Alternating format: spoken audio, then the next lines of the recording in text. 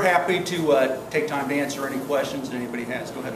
Has anybody taken the scoring criteria that you put together and applied it to the current maps just to get an idea of how they would have scored? Yeah, in fact, of course, there's nothing to compare the current maps to right at the moment. But yeah, the current maps, in fact, as we'll demonstrate, are loaded into our system, and as we will be able to score those and compare those scores with scores that are entered in the competition. The other thing I would say, and you know, Ann may want to talk about the '09 competition and how those compared with the current maps.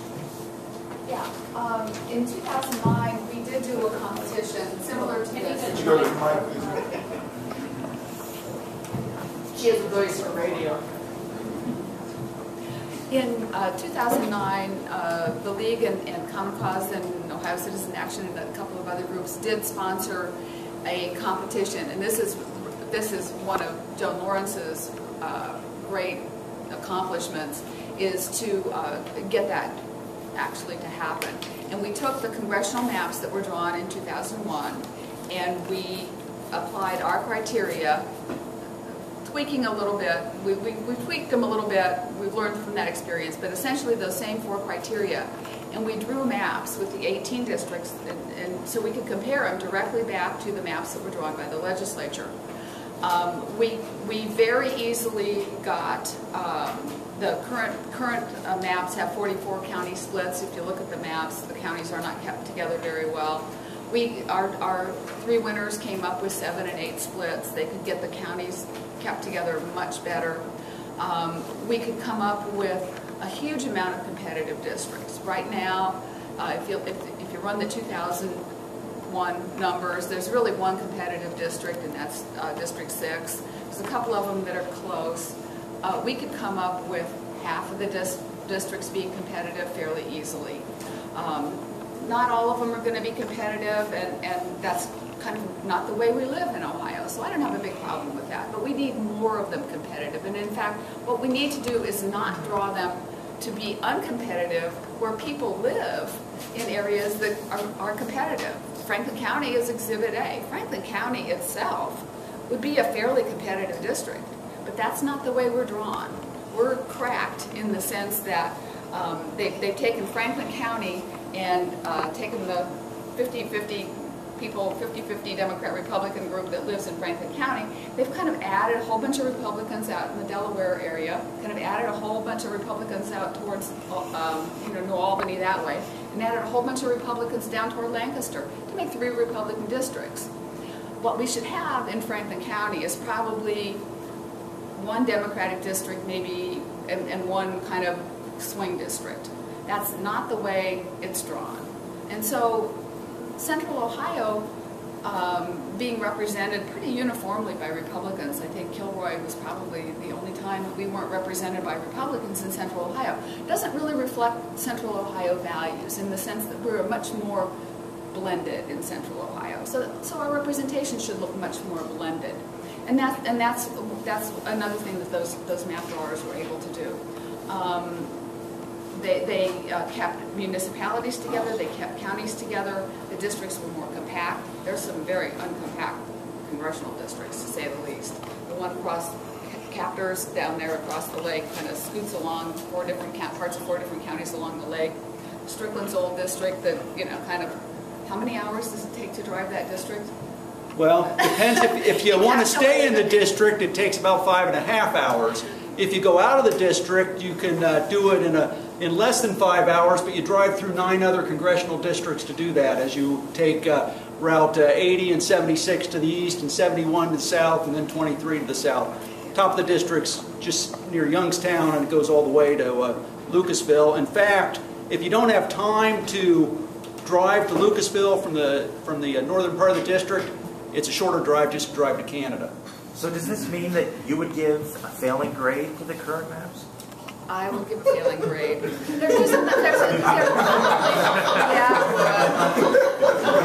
I think I can put a league on record as giving a failing grade to the current maps.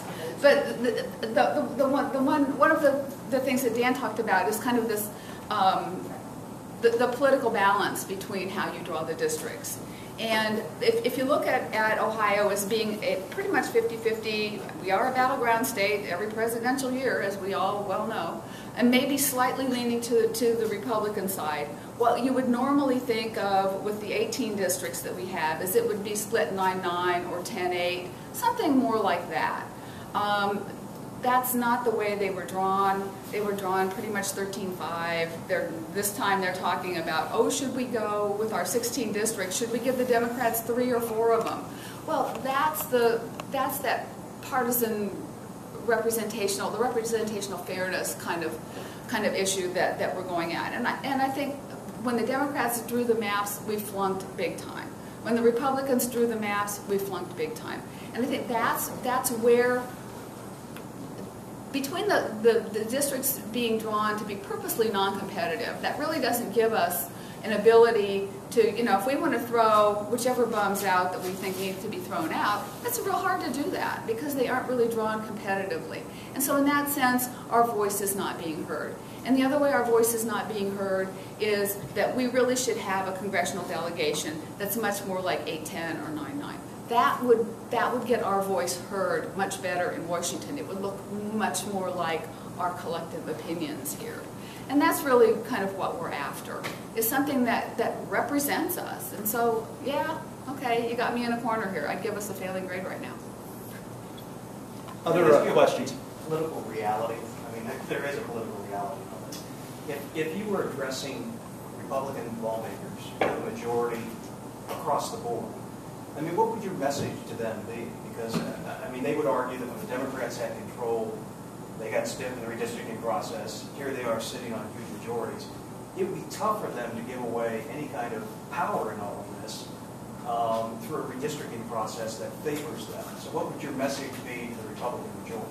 Well, there's a couple issues. One is the current redistricting. The other is what's the process going to be for in the future, 2020. And of course, we don't know who's going to be in control in 2020. So any reform of the process, you know, we don't know whose side. So this is a longer-term goal. Well, it's a short-term and a long-term. In terms of the short-term, we do believe that the public officials ought to act in the public's interest.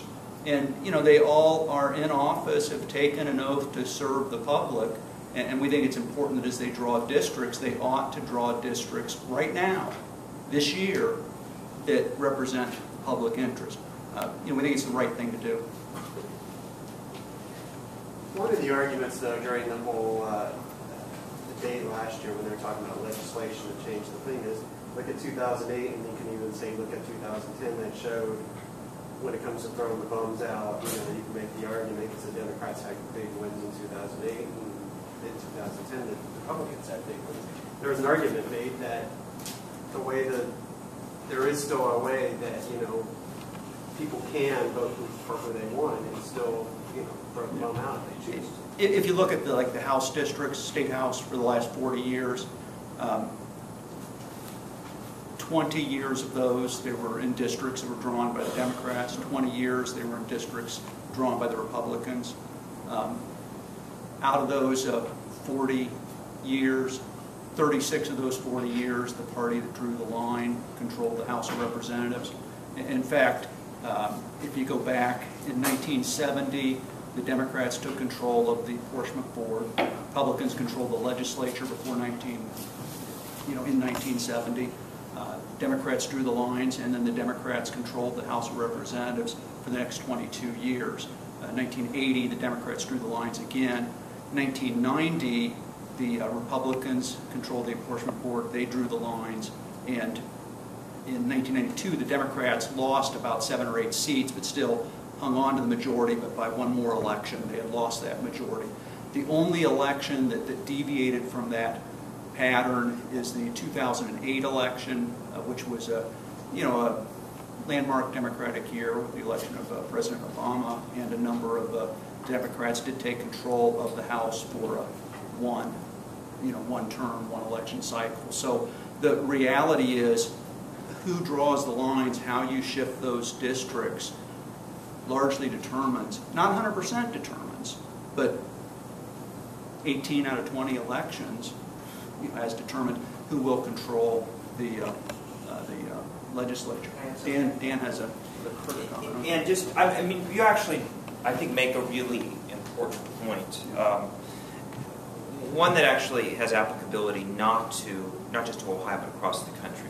As you reach the end of the decade, right, it is the case that districts generally tend to get more competitive, right? Because people by that time, in 2008, by 2010, have moved from where they were at the beginning of the decade.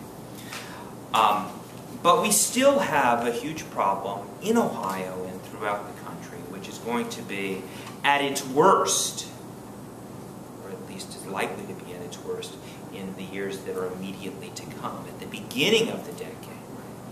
We've got, going back to the previous question, this conflict of interest, right?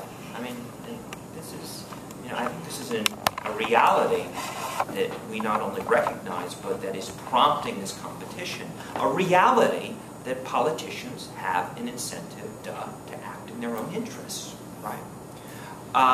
What we're trying to do through this competition is to provide some means of accountability, so that when plans get proposed by the legislature and the apportionment board, we can compare those to plans that ordinary citizens draw through this competition, and we can have a means by which to say, hey, look, the plan that you're proposing falls short.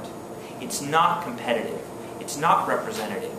It breaks up counties and communities of interest. This provides a means by which to hold people accountable so that we've got competitive districts, not just at the end of the decade, but throughout the decade.